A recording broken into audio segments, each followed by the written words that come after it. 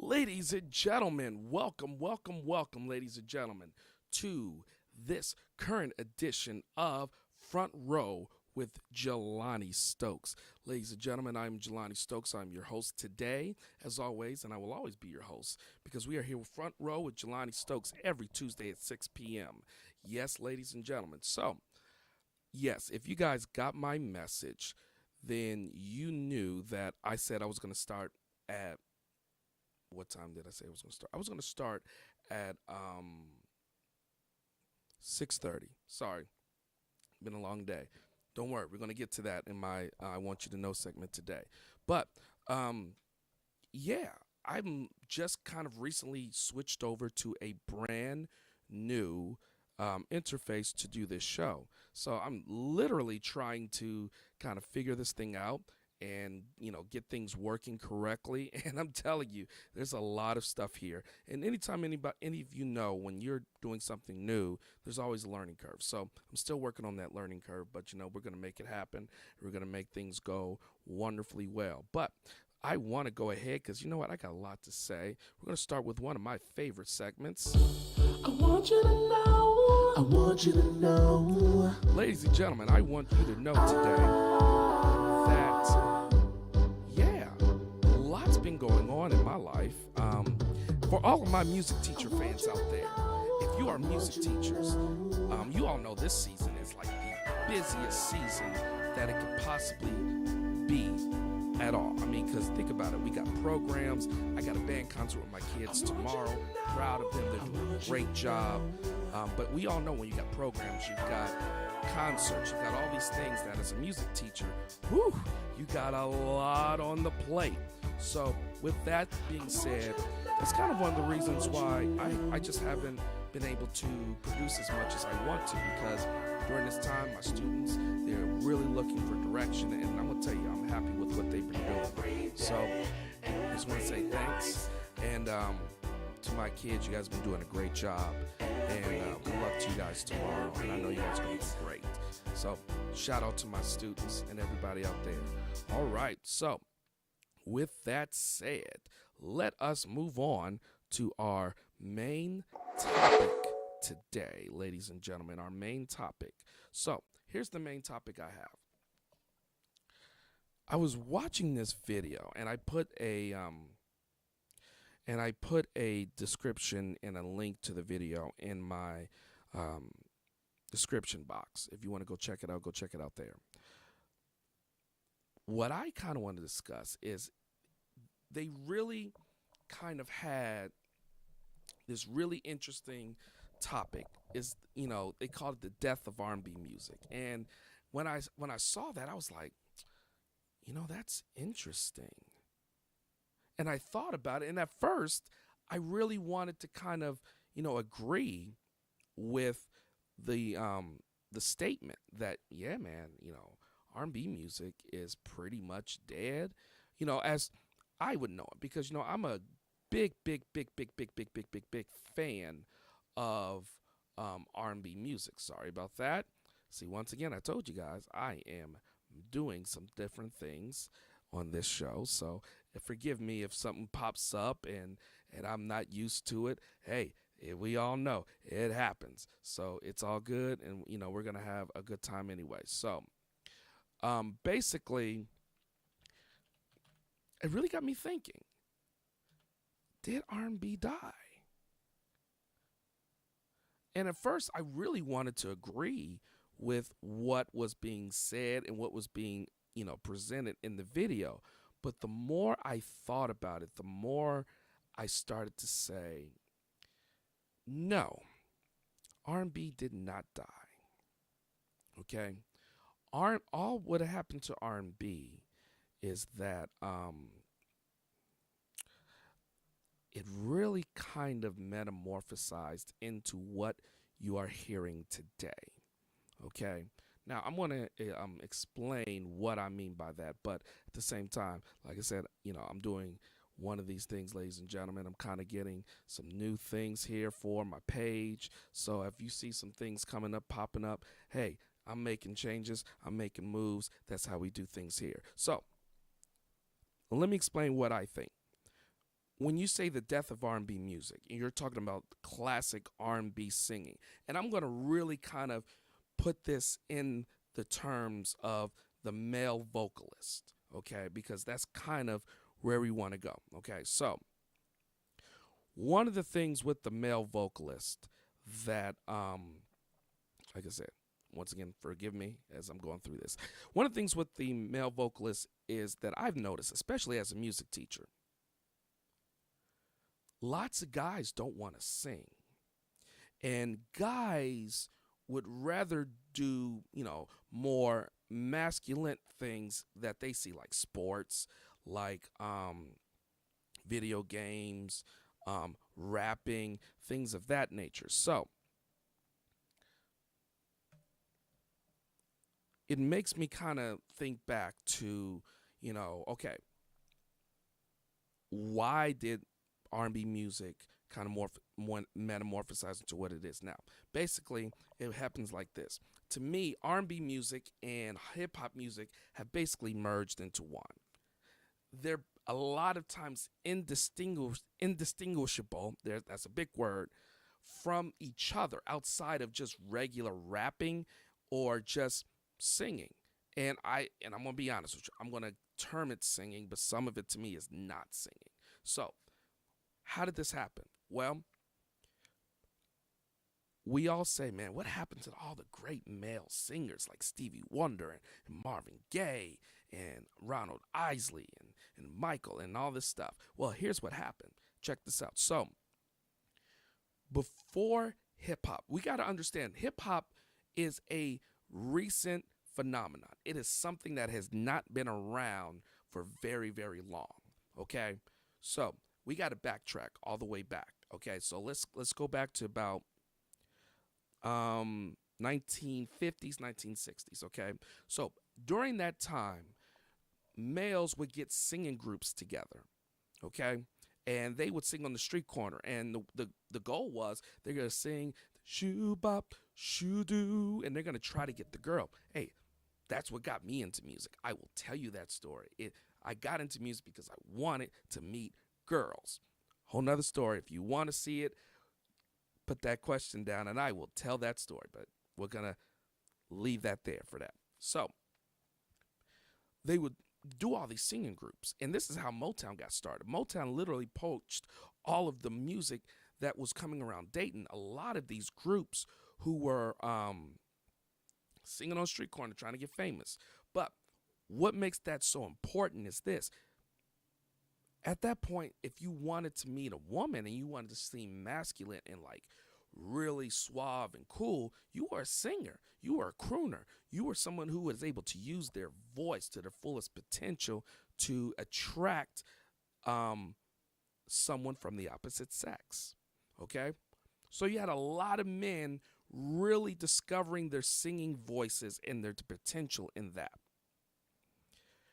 This was a common occurrence all the way up till about the early mid 80s. And I'm going to start off. It started off with one real song. And I'm going to try to find a picture to show you guys. Excuse me. It started off with one real song. And I kind of discussed this in my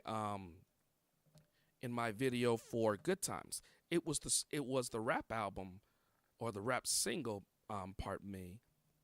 Rapper's Delight. Now, Rapper's Delight was not the start of rap. Let me make that perfectly clear. They were not the start of rap, but they were the first huge rap album and rap single to really cross over. And that's really based on the strength of Good Times, the song they sampled. So this was the first time a massive public were hearing individuals who were not necessarily rap singing, but they were speaking over the record. Ladies and gentlemen, this right here is the Sugar Hill Gang, who were the ones who introduced Rapper's Delight to everybody. Okay? So, when rap got into the consciousness, especially into the urban viewership, it became more masculine and more cool to rap than to sing. So you started to see this shift where guys who might have rapped, excuse me, guys who might have sung and really just, explored that side, decided to go rap. It was easier. Girls, I mean, I'm hard, man. You go rap, man, yeah. And then it became to this point where singing started to be soft. Like you were no longer a manly man if you could sing. You started to kind of be looked at as soft. And I say this because I've lived through this whole transitional period. When I went through high school, I'm going to tell you, there wasn't a lot of male singers at that point. There really wasn't. I had a group. We loved singing. We thought we were boys to men. And that was cool. But for the majority of the population, that was not something going on. There were not groups competing to sing with us. So, with that said, that's one part. The second part was with that, new medium getting into the overall consciousness of the urban R&B setting, singing started to change.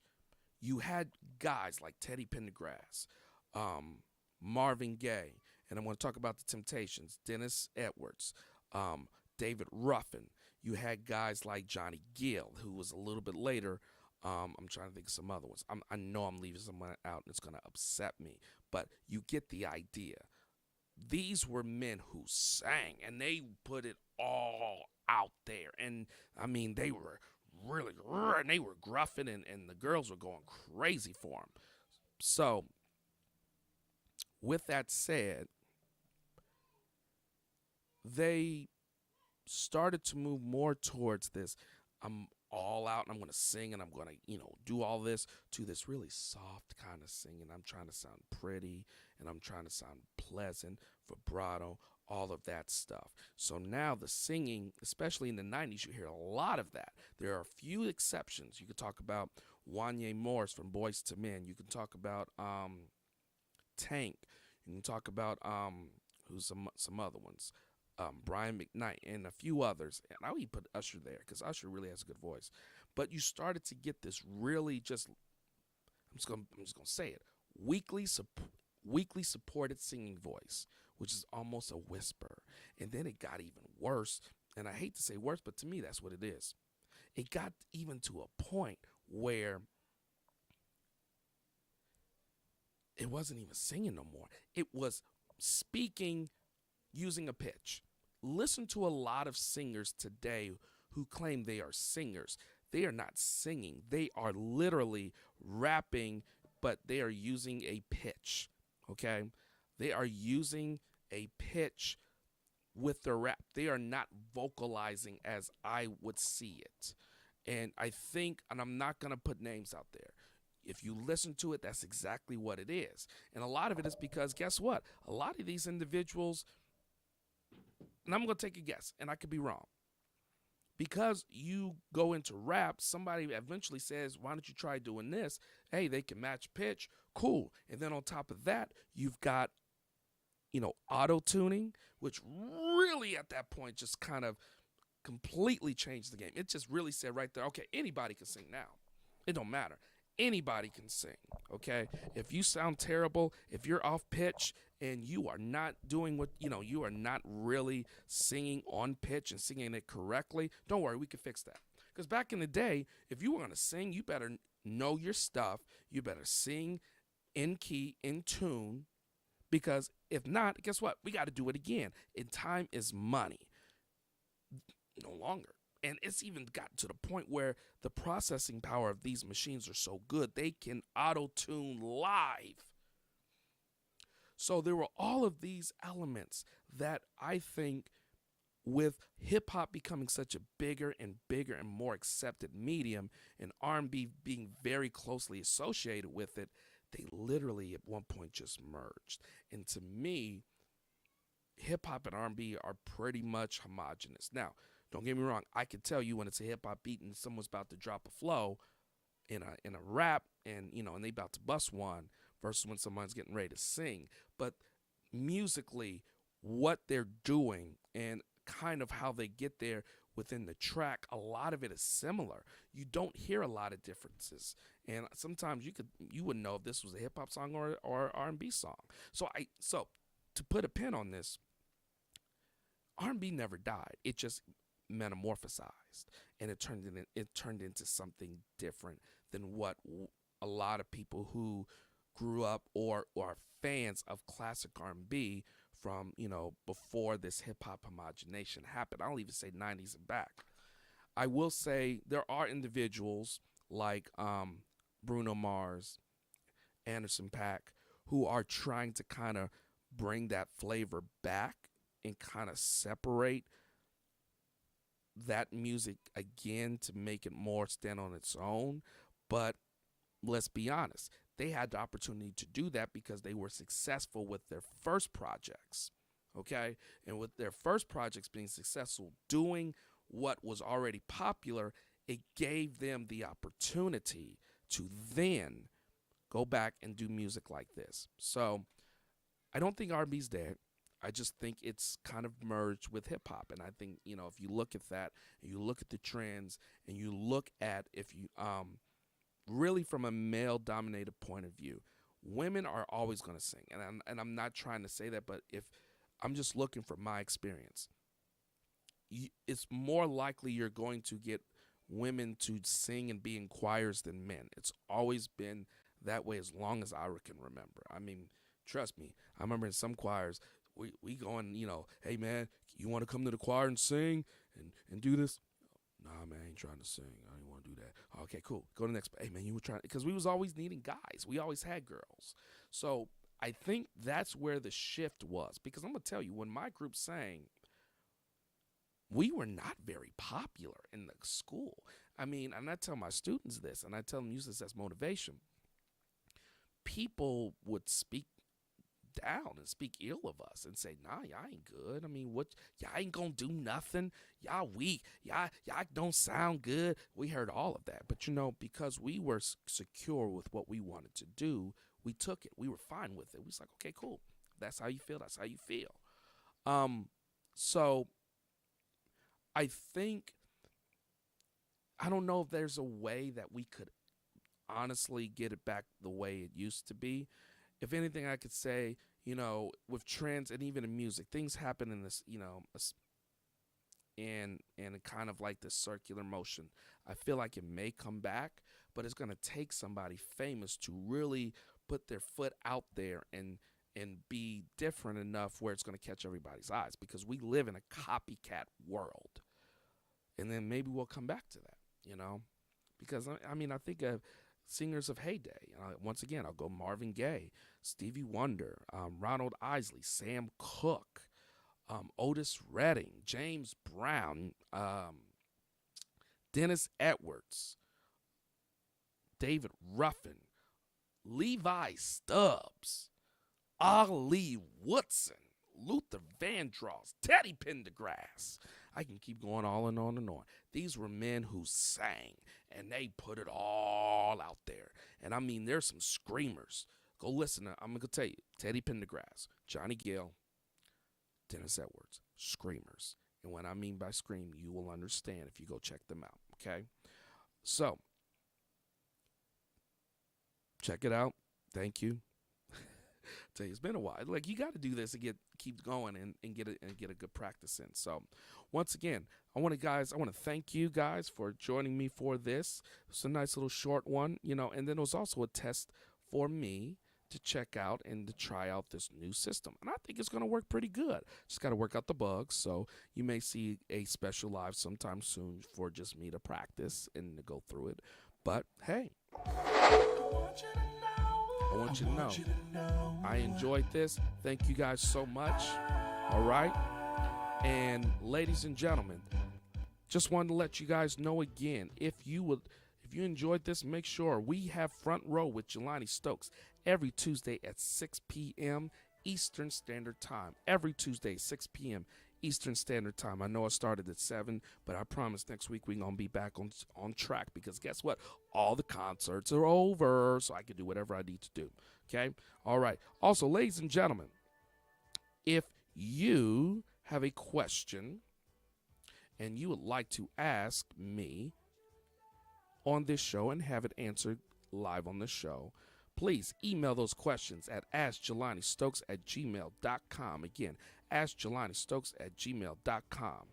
Also, if you would like to get to see and talk to me on any other situations, ladies and gentlemen, I'm going to go ahead and get this up for you guys because this is... So, ladies and gentlemen, let's do this again. You can always check me out on my social media pages, ladies and gentlemen, at YouTube. You can check me out, ladies and gentlemen, at Twitter, Instagram, and if you want some exclusive content, check out on Patreon. I just got one started, so when I get some more people, if there's something you want me to do, reaction videos, artist spotlights, acapella, bass videos, go ahead and check it out on there, and I'll be happy to do that for you, okay? So, thank you again, ladies and gentlemen. This is Front Row with Jelani Stokes, and I'm just going to insist, ladies and gentlemen, that you have yourself a wonderful day. I'm going to insist it because I know you guys are going to do well. So I just want to say thank you again, guys, and I just want you to say have a great day. Thank you so much. Bye-bye.